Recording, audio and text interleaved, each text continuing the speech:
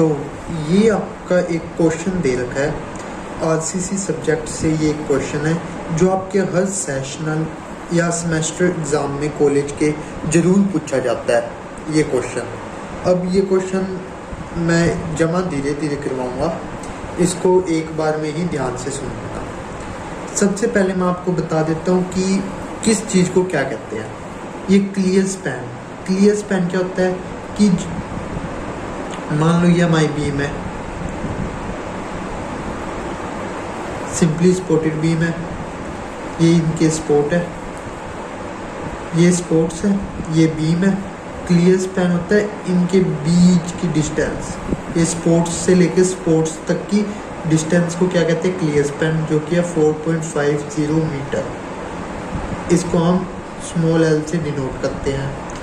Total load, इस पर load कितना आ रहा है, लोड आ रहा है स्मॉल डब्ल्यू का, जो कितना है 6.10 किलो न्यूटन पर मीटर। ठीक, ये लोड आ रहा है, total load. Clear span L दे रखा है, M20 ग्रेड की है और Fe415 स्टील हमने ये डाल रखी है। स्टील की ग्रेड Fe415 है और कंक्रीट की ग्रेड M20 है। और हमें इससे पूछे कि AST बताओ, एरिया ऑफ स्टील। तो सबसे पहले इस क्वेश्चन को करने के लिए मैं आपको स्टेप्स बता रहा हूँ, उन स्टेप्स को आप फॉलो करना और आपका ये क्वेश्चन एकदम सही होएगा। ठीक है, तो सॉल्यूशन उन स्टेप्स को लिख भी लो। स्टेप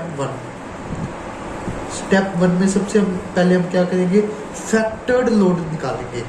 ये तो क्या लोड है, टोटल लोड है, हम निकालेंगे factored total load. Factored total load. अब ये जब भी निकालते हैं ना फैक्टर्ड टोटल लोड, हम इसको 1.5 से मल्टीप्लाई कर देते हैं। 1.5 into total load, total load. तो फैक्टर्ड लोड ऐसे ही निकाला जाता है, इसका फैक्टर्ड लोड निकालने का यही फॉर्मूला है। तो 1.5 टोटल लोड कितना है 6.10 किलो न्यूटन पर मीटर। ठीक है, ये फैक्टर्ड लोड को हम कैसे डिनोट करेंगे, WU से। तो ये फैक्टर्ड लोड कितना आ गया, इसको कैलकुलेटर से निकालेंगे। 1.5 इंटू 6.10 इक्वल 9.15 किलो न्यूटन पर मीटर। ये हमारे पास आ गया फैक्टर्ड लोड। इसको आप ऐसे बॉक्स में बंद कर देना पेपर में। ठीक है, फैक्टर्ड लोड आ गया। अब इसके बाद हम क्या निकालेंगे, मैक्सिमम बेंडिंग मोमेंट। अब स्टेप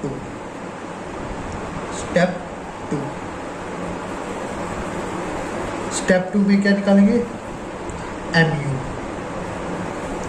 इसका फॉर्मूला, इसका भी एक फॉर्मूला होता है, इसका फॉर्मूला होता है WUL²/8। ये इसका फॉर्मूला होता है। अगर आप फॉर्मूला भी लिखते हो ना तब भी आपको मार्क्स मिलते हैं सिर्फ फॉर्मूला लिखने से। तो MU क्या होएगा, MU है, WU क्या है, ये रहा दे रखा है 9.15 इंटू L²। L क्या है, ये क्लियर स्पैन 4.50 का स्क्वायर डिवाइडेड बाई 8। इसको भी अगर हम कैलकुलेटर से सोल्व करें तो MU क्या आएगा, 9.15 into 4.50 into 4.50 equal divided by 8। तो आ गया 23.16। 23.16। अब ये याद रखना, इसकी यूनिट चेंज होगी। यूनिट क्या बन जाएगी इसकी, किलो न्यूटन इंटू मीटर। ठीक है, ये हमारे पास MU की वैल्यू आ गई। अब अज्यूम करना आपको स्टेप 3 में। स्टेप 3 में क्या करना है, अज्यूम क्या करना है, MU किसके बराबर है, MU लिमिटिंग के। ठीक है, तो MU क्या ये अपने पास ये रहा। चलो एक बार लिख लेते हैं MU लिमिटिंग का फॉर्मूला आपको पता ही है, QB d का स्क्वायर। ये है MU लिमिटिंग का फॉर्मूला। अब Q की वैल्यू ये आपको पता ही है कैसे निकालते हैं, ये इधर और बता देता हूँ मैं। Q की वैल्यू FE पे डिपेंड करती है, यहाँ पे Q की वैल्यू आएगी।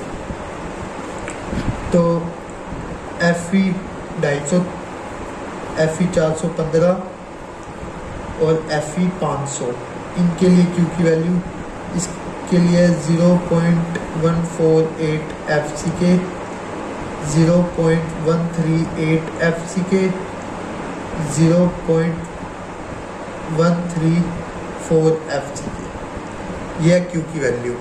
अब हमारे पास क्या दे रखा है, कौन सी ग्रेड दे रखी है, हमारे पास दे रखी है FE 415 के लिए Q की वैल्यू ये है, तो ये यहाँ पे रखो। MU हमारे पास ये पहले से ही आ गया 23.16। अब ये किलो न्यूटन इंटू मीटर में है ना, तो आप इसको 10⁶ से मल्टीप्लाई कर दोगे ना, तो ये बन जाएगा न्यूटन इंटू mm में। ठीक है, Q की वैल्यू ये 0.138 इंटू FCK, Q की वैल्यू ये सारी लेनी है, FCK भी लेना है। FCK क्या है, ग्रेड ऑफ कंक्रीट, जो किसके बराबर है 20 के बराबर, 20 इंटू B क्या है, अब B इंटू D स्क्वायर, यही हमने निकालने हैं। अब इसी स्टेप में आपको करोगे, इसी स्टेप में आप लिखोगे we know that B equal to 0.6 D। ये पेपर में ऐसे लिख के फिर आपको ये B की वैल्यू इसमें पुट कर देनी है, तो आपके पास क्या आएगा 23.16 into 10⁶ is equal to 0.138 into 20 into B की जगह आप क्या लिखोगे 0.6 और ये D और ये D स्क्वायर मिलकर क्या बन जाएगी D क्यूब।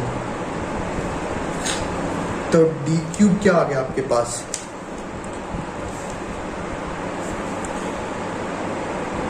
D क्यूब आया है, मैं वैल्यू देख लूँ पीछे से 23। अब इस सब को आप इसके नीचे डिवाइड में ले लोगे 23.16 into 10⁶ 23.16 into 10⁶ whole divided by 0.138 into 20 into 0.6, 0.138 into 20 into 0.6, ये है D क्यूब की वैल्यू। तो D क्यूब की वैल्यू कैलकुलेटर के अंदर डालो या ऐसे करो, अभी यहाँ पे क्यूब है, इधर जाके क्यूब रूट बन जाएगा, ठीक है D। अब यहाँ से आप D की वैल्यू निकाल लो, तो कैसे निकालोगे 23.16 into 10⁶ equal divided by 0.138 divided by 0.138 divided by 20 divided by 0.66 equal, अब आपको लगाना है क्यूब रूट की जगह शिफ्ट क्यूब रूट इक्वल, तो आपके पास आया गया 240.93। D की वैल्यू क्या आएगी, स्मॉल d की वैल्यू 240.93 mm, यह आ गया आपके पास D की वैल्यू। अब आप वो जो हमने लिखा था B is equal to 0.6 D की वैल्यू इसमें पुट करो, तो आपके पास B की वैल्यू भी आएगी, इसमें ही मल्टीप्लाई कर दो 0.6 का 144.55 mm बी की वैल्यू। अब देखो ये तो अपने पास कैपिटल बी की वैल्यू आ गई। जैसे ये एक बीम होती थी, ये आपको पता है, ये इसकी न्यूट्रल एक्सिस, इसको तो हम कैपिटल बी या स्मॉल बी कुछ भी बोल सकते हैं।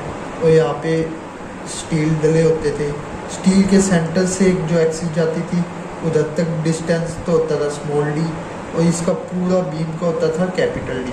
तो हमारे पास स्मॉल डी आया, अभी स्मॉल डी आ गया। अब कैपिटल डी निकालने के लिए कैपिटल डी क्या होता है, डी प्लस 25 mm।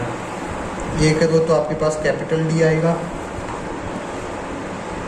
क्या, 240.93 प्लस 25 इक्वल 265.93 mm। अब आपके पास डी भी आ गए, डी भी आ गए। अब अगला स्टेप कौन सा था, स्टेप 4। स्टेप 3 में आपने ये निकाल लिए बी डी। अब स्टेप 4 में आप करोगे एरिया ऑफ स्टील, मतलब AST। तो AST का फॉर्मूला क्या है, AST का ये फॉर्मूला है ना, ये आपको याद रखना है। ये है 0.5 FCK divided by FY into small BD bracket close 1 minus under root of 1 minus 4.6 MU divided by FCK small BD का स्क्वायर। ये आ गया आपके पास AST, एरिया ऑफ स्टील, जो आपको क्वेश्चन में पूछा था। तो AST की वैल्यू आपके पास, इधर सारी वैल्यू पुट करो, 0.5। FCK क्या दे रखा है, FCK आपको दे रखा है 20, FCK दे रखा है 20, FY 415, स्मॉल बी ये कैपिटल बी या स्मॉल बी, इसको आप कुछ भी कह सकते हो, 144.55। स्मॉल डी लेना, कैपिटल डी ये मत ले लेना, small D 240.93 into 1 minus under root of 1 minus 4.6 into MU की वैल्यू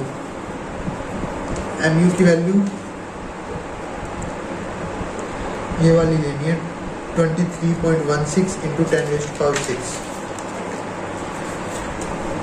MU की वैल्यू कौन सी लेनी है,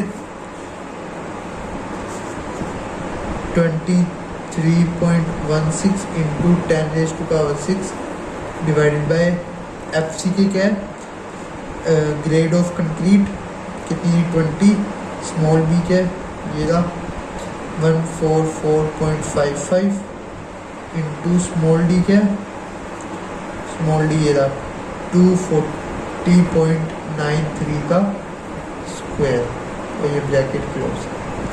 ये आपके पास आ गया एरिया ऑफ स्टील की वैल्यू। अब इसको आप कैलकुलेटर में सोल्व कर लो, AST ये मैं इधर करके दिखाता हूँ, 4.6 इधर से सोल्व कर रहा हूँ सबसे पहले मैं, into 23.16 into 10⁻6 equal two divided by bracket close, नहीं सॉरी कर दो यार, 4.6 इंटू 23.16 इंटू 10⁻6, ठीक है, ये हो गया, इक्वल टू, अब फिर divided by into 20 into 144.55 into 240.93 into 240.93 bracket close equal into -1 फिर +1, फिर अंडर द रूट, फिर इंटू -1, फिर +1। अब ये जो आया अब इसको इसके साथ कर दो। ये मैंने अभी तक ये जो आंसर आया ना, ये ब्रैकेट सोल्व करने के बाद आया। अब into 0.5 into 20 into 144.55 into 240.93 equal divided by 415 equal.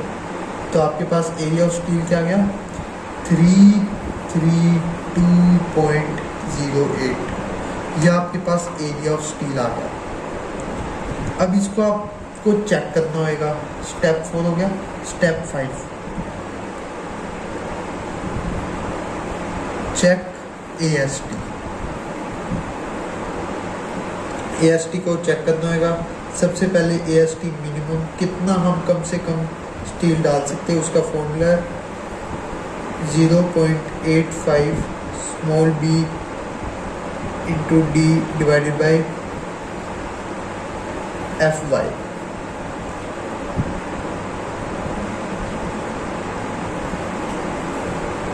हाँ, यही फॉर्मूला है। अब इसकी वैल्यू पुट करो 0.85। स्मॉल b क्या है? ये रहा स्मॉल b, कैपिटल B एक ही बात है। 144.55 into 240.93 whole divided by FY। FY क्या है? 415। अब AST मिनिमम की वैल्यू क्या आ जाएगी? AST minimum is equal to, ये सोल्व करो, 0.85 into 144.55 into 240.93 equal divided by 415। तो कम से कम हम 71.33 mm स्क्वायर इतना स्टील डाल सकते हैं, पर हम डाल रहे हैं 332.08। मतलब मिनिमम में तो सही है। अब मैक्सिमम में और चेक कर लो। AST max 4% of B into D, मतलब 0.04 B क्या है? 144.55। अब इसमें कैपिटल D लेना है, ठीक है? स्मॉल d नहीं लेना, कैपिटल D लेना है चेक करते वक्त मैक्सिमम। तो ये कैपिटल D 265.93। तो ये आपके पास आंसर आता है,